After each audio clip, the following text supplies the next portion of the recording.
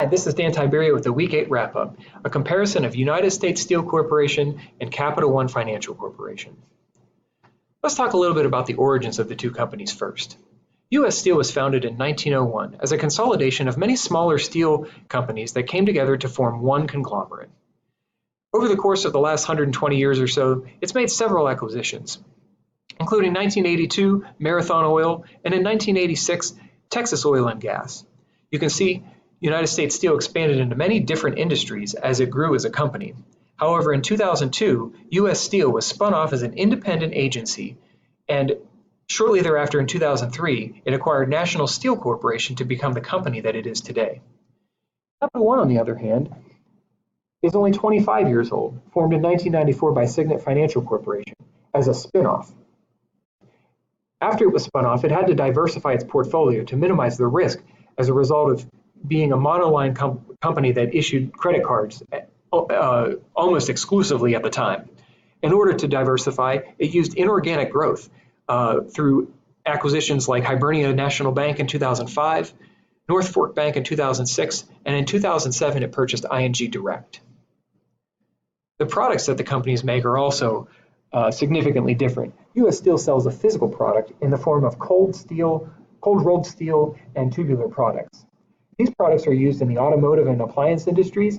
The rolled steel can be stamped to form the bodies of our washers and dryers and automobiles. It can also be used in the construction industry to create I-beams used in the building of skyscrapers and bridges.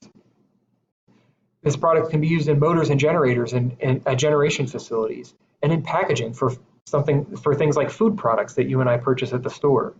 It can be used in heavy machinery for mining and construction and agriculture equipment. And the tubular products can be used in piping of various sizes and lengths and widths. Capital One, on the other hand, doesn't provide a physical product to its customers, it provides a service. The services that Capital One provides are credit cards, banking services in the forms of checking accounts and savings accounts, loans for homes and automobiles, and finally the customer base of Capital One isn't just a specific industry. It's everybody. It's businesses, it's individuals like you and me, and it's also commercial banking.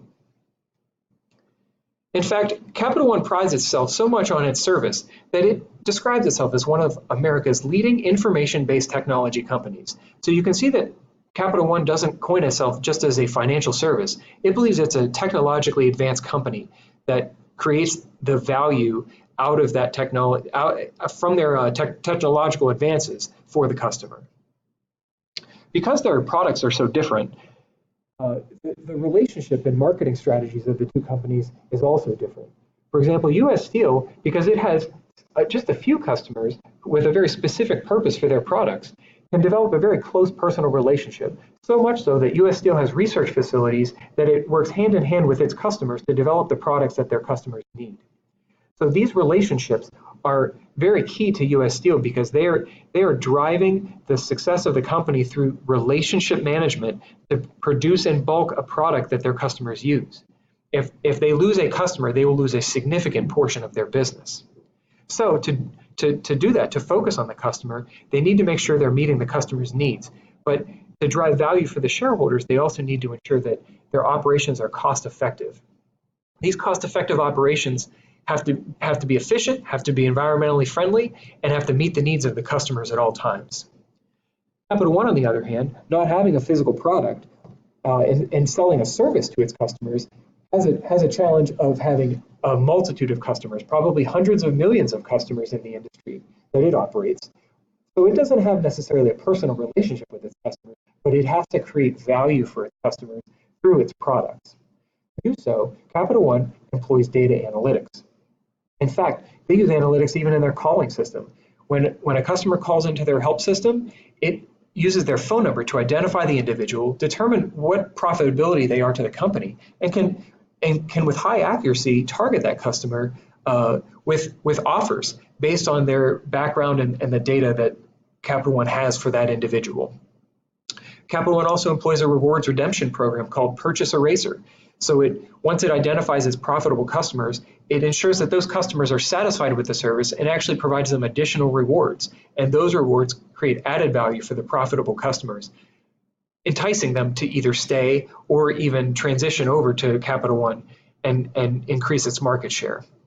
Capital One also uses information technology to deliver its products and brought its IT department in-house to ensure that its IT products are top-notch. It wanted direct oversight of those products to ensure that they were the highest quality possible, because it recognizes the quality of those products influences directly the customers that Capital One recruits.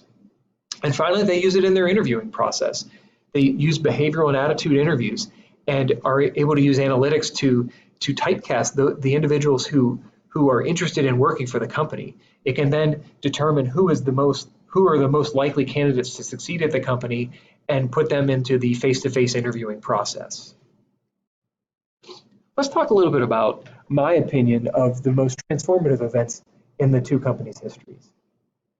For me, U.S. Steel's most transformative event has just begun. They are under significant cost pressure from overseas competitors in China.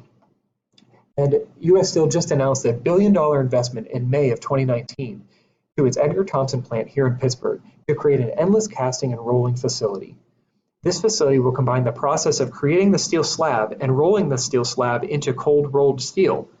This transformation to a single process facility will save the added cost that it incurs currently by having to cool the slab, ship the slab, then reheat the slab to roll it into its cold steel. Having all of that under one factory and one process will save the company significantly in operational costs. Furthermore, the upgrade is going to improve the technology that it uses at the plant as well. This technology is going to allow it to burn some of the waste products created in the steelmaking process that are currently emitted into the atmosphere. These products will allow the facility to generate more electricity that it can consume itself rather than have to pay for the electricity, once again saving on operational costs. But even more so, it can tout this advancement as an eco-friendly solution to significantly reduce the amount of pollutants that it puts into the atmosphere. This reduction is an environmental win for the entire Pittsburgh area, in addition to a cost savings win for U.S. Steel. And the third prong of the U.S. Steel investment in the Edgar Thomson plant is employee training. They're going to partner with local universities in the most traditional fashion of employee training. They're going to partner with the universities and train those folks on how to use the new digital technology that will be employed at their new plant. This training will improve employee value and should encourage additional potential employees to come and look at U.S. Steel and to be excited and engaged in the U.S. Steel future. For Capital One, the most transformative event happened at the inception of the company. Richard Fairbanks and Nigel Morris in 1988 began a data analytics experiment with Signet Bank. This experiment, over the first 3 years, lost the company money. In fact, market share dropped from about $20 a share to $5 a share. However, they were able to compete with other uniform pricing entities, most notably I believe it was 14 of the top 20 financial institutions at the time turned down Fairbanks and Morris, and when Signet Bank hired them, they were able to create value from the data analytics process. And Capital One grew so quickly between 1991 and 94, Signet Financial had to divest the company and create a new entity because it was creating too much risk to its banking industry. It had grown that quickly. The three pillars of innovation are the analytics that it employs, the investment in the digital talent that Capital One recruits, and bringing that IT workforce. They brought 70 to 75% of the IT workforce that was contracted out back in-house to improve the oversight on the IT function. The key takeaway from my research on these two companies is that U.S. Steel is a traditional company, and it can be a traditional company and be successful because of its direct partnerships and relationships with its customers. Because it has fewer numbers of customers and sells a physical product, its traditional approach can be effective. However, U.S. Steel could learn from the digitization and technological advancements of Capital One. Capital One is an exciting company creating value not just for its customers, but for its employees. U.S. Steel could learn to enhance its digital footprint and enhance the technology that it employs, which will enhance the number of candidates it has to hire as employees as a result. I'd like to thank you for the 8 weeks of lessons. I enjoyed these 8 weeks, and I certainly hope to bring some of these tenets back to my company and improve Beaver Valley Power Station so that we can continue to run in the future and continue to recruit top talent. Thank you very much.